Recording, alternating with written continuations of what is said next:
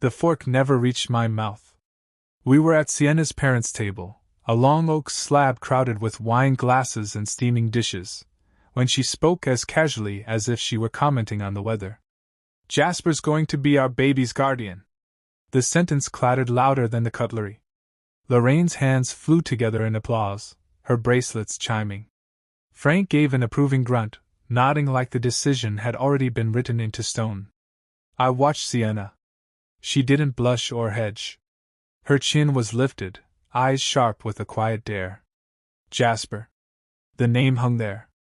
The ex she still texted every morning. The man who slipped into our apartment at odd hours because she was anxious. The friend who carried her groceries before I even knew she needed them.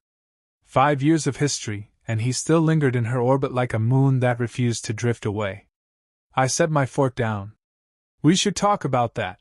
There's nothing to talk about," she cut in. Her smile was the smile she wore when she thought she was teaching me a lesson. "It's my decision." Lorraine leaned forward, voice syrupy with judgment. "Rowan, dear, secure men aren't threatened by friendships." The words burned. Secure men. The unspoken opposite sat heavy on my shoulders. I forced a swallow, the taste of potatoes turning chalky. "If that's what you want." Sienna exhaled, satisfied, as if my compliance were proof of growth. "See? That wasn't so hard." But it was. I barely tasted dessert. I watched her family chatter while my pulse thudded like a warning drum. Every gesture from Sienna toward her parents felt rehearsed, every anecdote about Jasper polished smooth from retelling. I caught myself imagining him here at this table, sitting where I sat, laughing with her father, already adopted by the family long before I appeared. When we drove home, she hummed softly beside me, one hand on her belly. I should have felt warmth. Instead, I felt a hollow, as if the car's interior had been scooped clean. That night, I lay awake listening to her steady breathing. I thought about the timing of everything, the trip with her college friends, the conception window, the way she guarded the clinic doors like a vault. The pieces didn't arrange themselves neatly, but the unease spread anyway, slow as ink through water. Her words from dinner looped in my head. Deserves. He deserves this role. At some point before dawn, staring at the ceiling, I knew I couldn't keep swallowing doubts until they calcified into fatherhood. Something about this story didn't add up. And if no one else would do the math, I would. Morning light bled through the blinds, slicing the room into pale stripes. Sienna stirred beside me, her hair tangled across the pillow, her hand resting over the curve of her stomach like a natural shield. She looked soft, untouched by the night's unease, and for a fleeting moment I hated myself for doubting her. But then my phone buzzed. A message, timestamped 6:12 a.m. From Jasper. "She told me last night. I'm honored." The words punched through the quiet. I angled the screen away, pulse racing. Jasper wasn't just honored. He knew before I had even processed it. He had been waiting for this.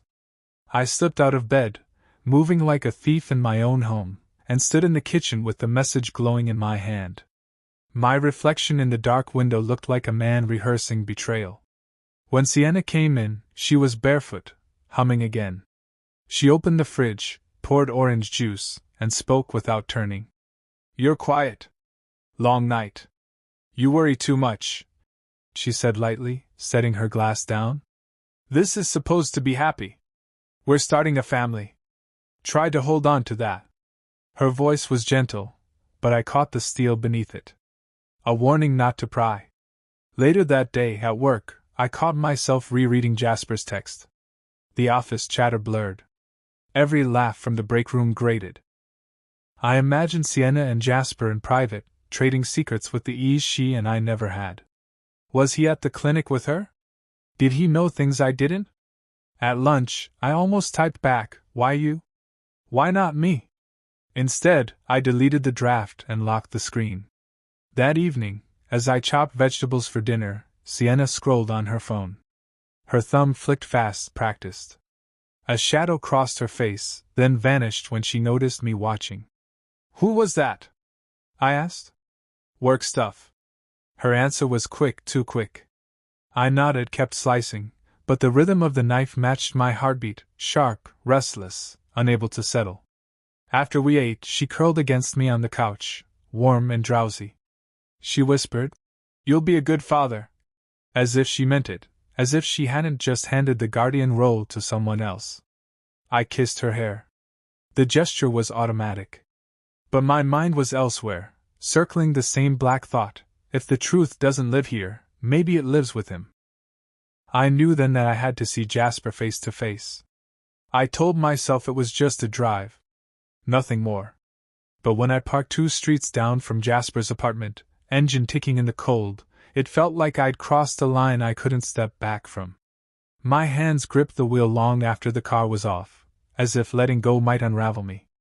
Through the windshield, I watched his building. Ordinary brick. A crooked lamppost outside. A place that should mean nothing to me.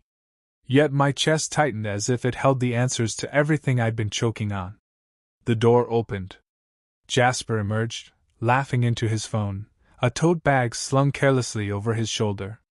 He looked rested, content, as if the world had given him exactly what he wanted. I couldn't hear the words, but I didn't need to. His smile said enough. I should have left. Instead, I followed. His route wound through the neighborhood, then straight into the district near Sienna's clinic. My pulse hammered. Coincidence or choreography? He ducked inside a coffee shop. I waited across the street, pretending to scroll my phone.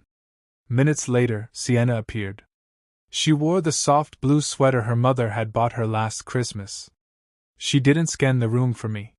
She scanned for him. She slid into the booth opposite Jasper. Their shoulders leaned in, their heads bent close. Her hand brushed his wrist in a gesture too quick to mean nothing. My throat dried. I snapped a photo. The click of the shutter sounded like a gunshot in my head. Proof, I thought. Finally, proof. But when I looked again, I didn't see betrayal as cleanly as I expected.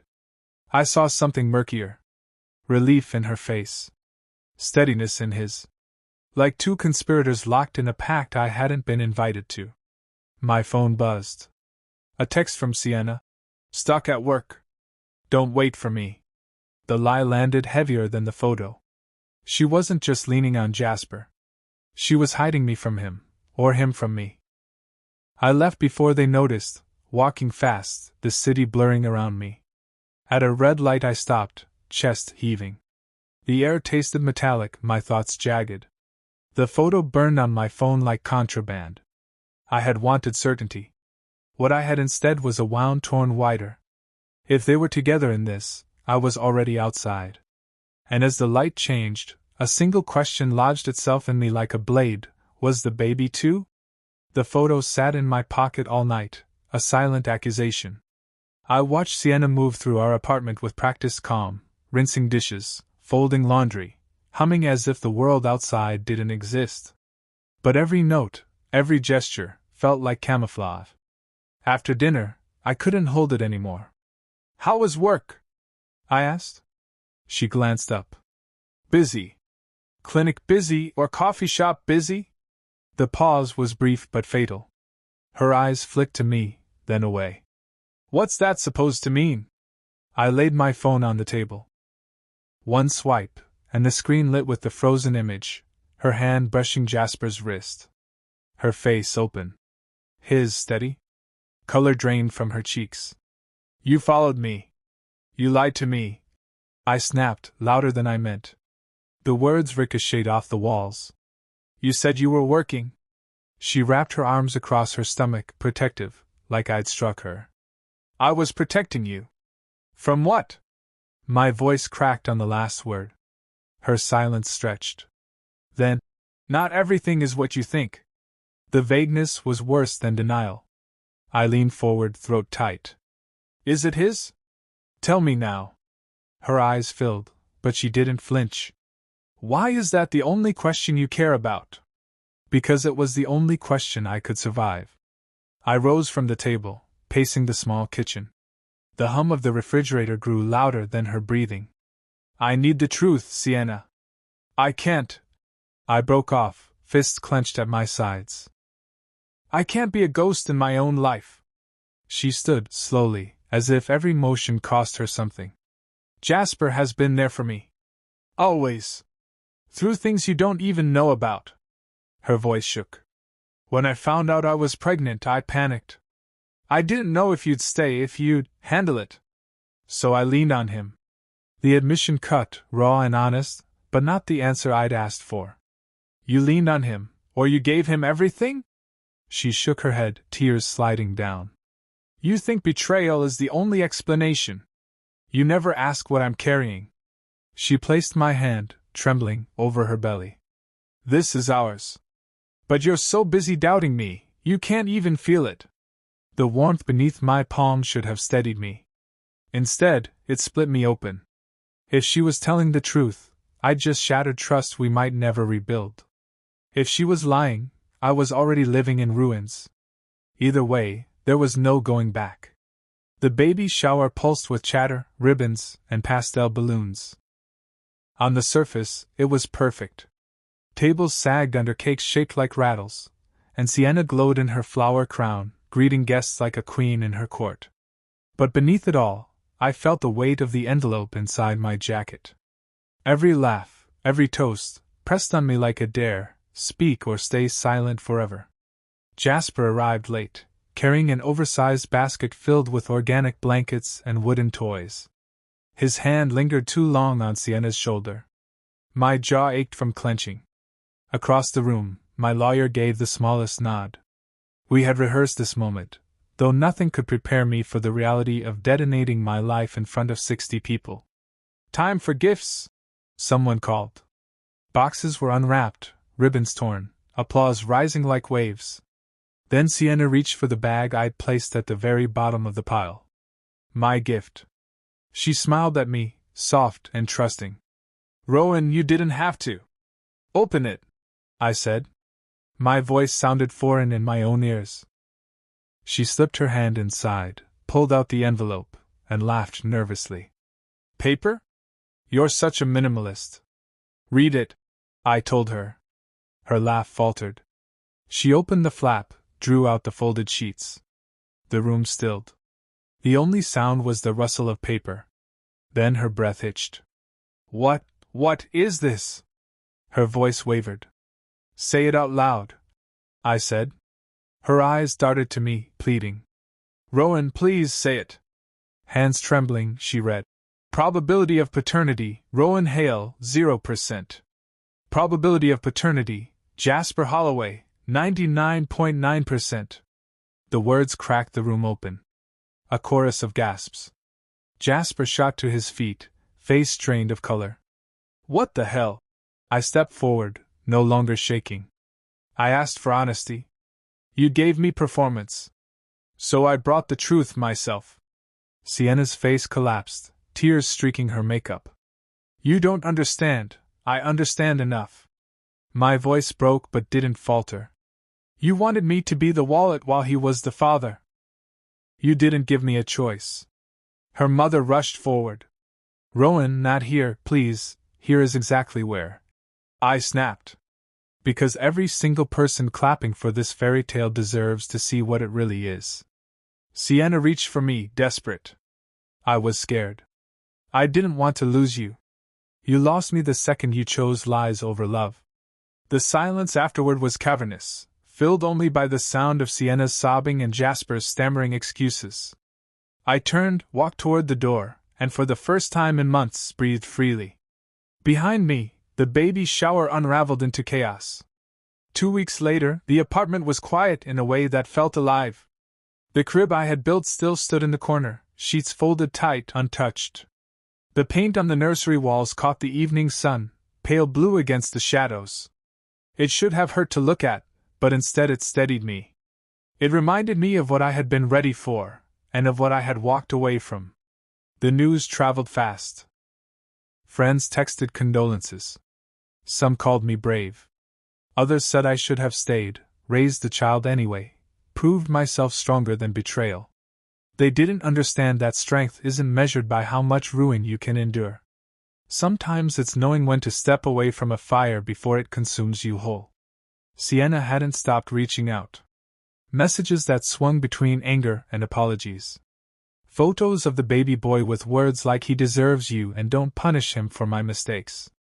Each one clawed at me, and each time I stared at the screen until the words blurred, before putting the phone down. I do feel for the child.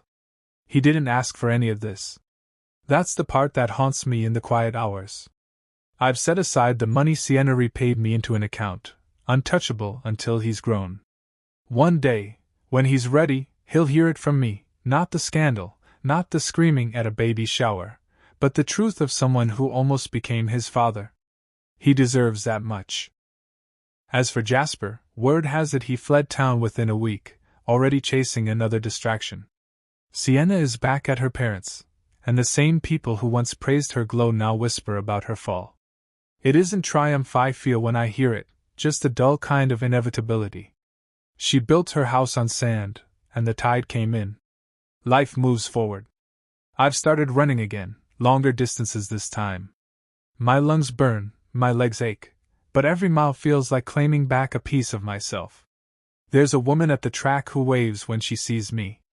I don't rush toward anything, not anymore. I let the moments come, one step at a time. Sometimes, late at night, I catch myself listening for cries that aren't there. The silence answers back, heavy and complete. The story didn't end the way I imagined, but maybe that's its lesson. Love isn't proven by endurance, nor fatherhood by biology. Both demand truth, and without it, everything else collapses. When I left that shower, I thought I was walking away from a family. Now I know I was walking toward myself.